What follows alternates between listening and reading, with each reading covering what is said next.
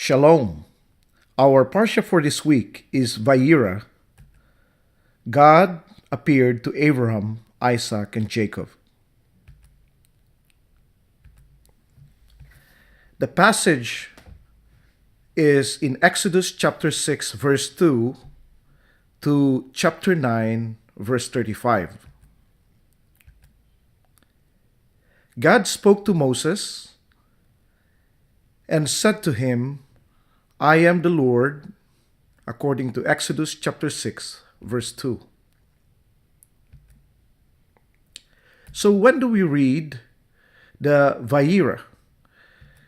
It will be read in January 17, 2015, or 26 of Tevet, 5775 of the Hebrew calendar, and also on January 9, 2016, on the 28th of Tevet, 5776, and 2017, January 28, or 1st of Shevat, 5777 of the Hebrew calendar. Now, what are the summary of Va-eira? This passage actually speaks about that despite God's message that they, or the people of Israel, the Hebrew people, will be redeemed from slavery, their spirits remain crushed. And God instructed Moses and Aaron to deliver the Israelites from the land of Egypt, according to Exodus chapter 6, verse 2 to 13. Now we can relate to the Hebrew people in our spiritual lives. When we receive the message of salvation, sometimes or most of the time, our life doesn't go the way we want it. And for some reason, sometimes it becomes even worse. And this is what happened to the children of Israel, as we can see in chapter 5 of Exodus, when the message of the Lord was delivered to Pharaoh that the children of Israel need to be released. And yet, the enemy, the Pharaoh, gave the children of Israel even more punishment. They gave him a hard time so that they will not be released. So when we receive the message of the Lord, when we receive the message of salvation, let us not be confused or wonder why our lives become even harder when it should have been better. It is because the enemy is after us.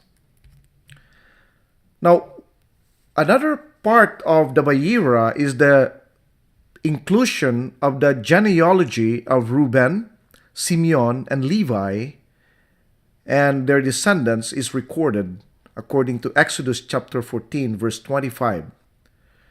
What is very interesting about this passage is that only 3 of the 12 children of Israel were recorded, and they were given in the middle of the story.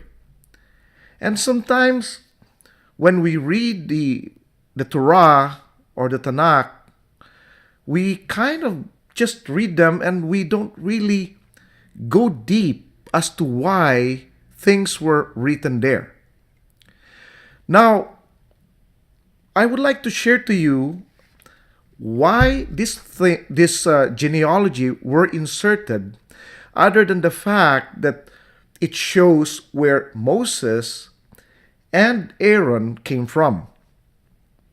Now, there is a deeper teaching as to why these 3 names or 3 forefathers of Israel or of the children of Israel were inserted here. Now, let us open our Bible, if you have one, in Genesis chapter 32 or Genesis chapter 29, verse 32 to 34. And Leah conceived and bore a son and named him Reuben. For she said, because the Lord has seen my affliction, surely now my husband will love me. Now, it was placed here because the name Reuben means the Lord has seen my affliction. And the Lord saw the affliction of Israel in the hands of the Egyptians. Now in verse 33 of Genesis 29, then she conceived again and bore a son and said, because the Lord has heard that I am unloved, he has therefore given me a son also, and she named him Simeon. Now, Simeon came from being because he is unloved. And Israel being treated as a slave is obviously unloved. And the Lord saw this.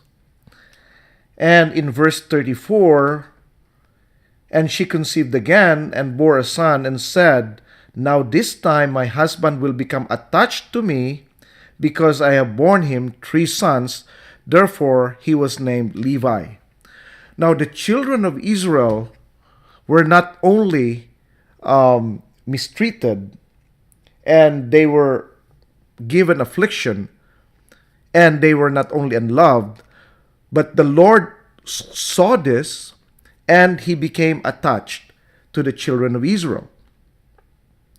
So the genealogy of Reuben, Simeon, and Levi not only indicated where Moses came from, but it also showed us that the Lord sees the affliction of his people, and he loved those who are unloved, and he attached himself to them, those that has been rejected by this world.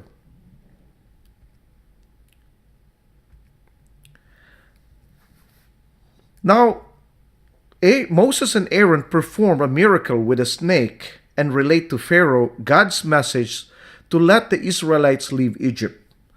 Now, of the 10 plagues in Egypt during this time, snake seems to be the easiest one, and it can't be compared to the other plagues, the miracles that was shown to Pharaoh. And yet, this is the number one. Now, we have to understand why the Lord made it that way. In ancient Egypt, snakes make an important meaning among the royalties. It speaks about the power, it speaks about who controls, and it speaks about the leadership of the Pharaoh. Now, when God asked Moses to tell Aaron to throw the staff, which is the rod of God or the staff of God, and it became a snake, God was showing to Pharaoh who he is. That he is the one who has the power, that he is the one who is under control, and he is the one who makes things happen. And obviously, all the magicians of Pharaoh made the same way, and the snake of the rod of God ate all of it, indicating who is in control. Now, what is very interesting about this staff or rod of God is it also, this is not just an ordinary stick. If you open your Bible in Exodus chapter 4, verse 20, this actually is a staff of God. That's the first mention of this staff of God. That's the staff that Moses was holding, and he gave it to Aaron so that Aaron can throw it. So it is a staff of God. It is not just a figure of speech. As a matter of fact, if we go deeper into research with regards to ancient teachings and ancient texts, the staff of Moses is actually believed to be the rod of God which he used during creation. Now, people might say, oh, wait a minute, that's not in the Bible. Of course, it is not in the Bible. But what does it mean when Moses said that this is the rod of God or this is the staff of God? Now, let's see what the ancient text would say about this. This, according to ancient text and ancient history, this rod of God were believed to be used by God himself when he created heavens and the earth.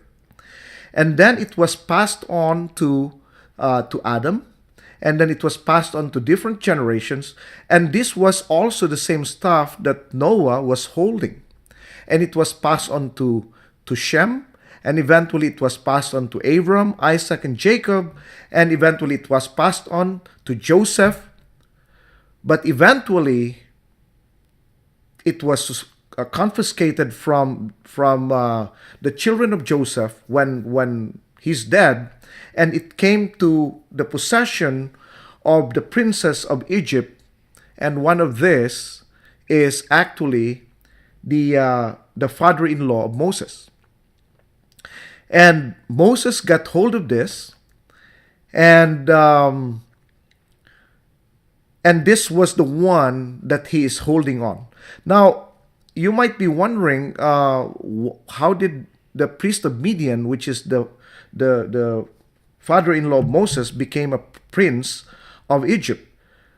But he was a prince of Egypt according to ancient text, but this is not the same Pharaoh that he was serving to. It was a different Pharaoh. And when this new Pharaoh came in and he became abusive, the father-in-law of Moses, but that time he was still not the father-in-law of Moses, but he was a prince of Midian, prince of Egypt, became the priest of Midian and left for his country. And the staff or the rod of God went into his possession according to this story. And eventually it came into Moses' possession because he married the eldest daughter of this priest. So whatever is the story of this staff, it might be, amazing or whatever it is. This staff that Moses was holding is actually called the staff of God or the rod of God. Now, the first 7 plagues occur in this Va-eira, in this Parsha. And God hardens Pharaoh's heart, and Pharaoh rescinded each offer to let the Israelites go. Now, it's very interesting that